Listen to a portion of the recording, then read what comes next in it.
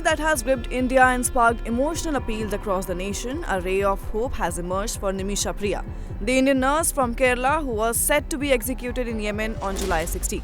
Thanks to a last-minute intervention by a 94-year-old religious leader from Kerala, her execution has now been temporarily halted. So who intervened, what's the role of Grand Mufti, and what's next for Nimisha Priya? Well, let's break it down all for you. So who is the Grand Mufti of India?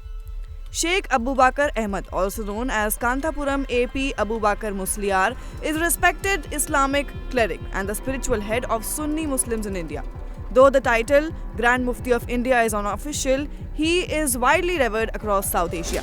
He is the General Secretary of All India Sunni Jamiatul Ulama, born in Kozhikode, Kerala, and the founder of Markaz Knowledge City. He has previously met PM Modi and Home Minister Amit Shah for community issues. Now moving on, who is Nimisha Priya? For those who don't know, Nimisha Priya is a 37-year-old nurse from Palakkad district of Kerala. She was convicted in 2017 for the murder of Yemeni citizen Talal Abdo Mehdi. She was sentenced to death in 2020. Her final appeal was rejected in 2023 and she is currently imprisoned in Sana'a, the capital of Yemen. Now, how was her execution delayed? Notably, Sheikh Abu Bakr Ahmad made urgent diplomatic and religious appeals. He reached out to Yemeni religious scholars with the help of Sheikh Habib Umar bin Hafiz, a well-known Sufi scholar. The appeal was made under Islamic principles where the victim's family has the right to pardon the murderer in exchange for blood money. Following his efforts, religious authorities in Yemen postponed the execution, confirming it with a formal document.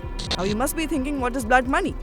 Well, negotiations around blood money are ongoing. And moving on to a question, well, blood money is a legal provision under Sharia law in Yemen, allowing compensation instead of capital punishment. Now, one more question comes here, that what has the Indian government done? So, Indian government told the Supreme Court recently that it was doing its utmost possible. Attorney General R. Venkatramani stated that engagements with influential Yemeni clerics had been made. However, the centre also admitted that it had limited scope for action. Therefore, for Nimisha Priya, the clock is still ticking. But this delay has breathed new hope into her case. Sheikh Abu Bakr Ahmad's timely effort is not just about law, it's about compassion, humanity, and diplomacy through faith.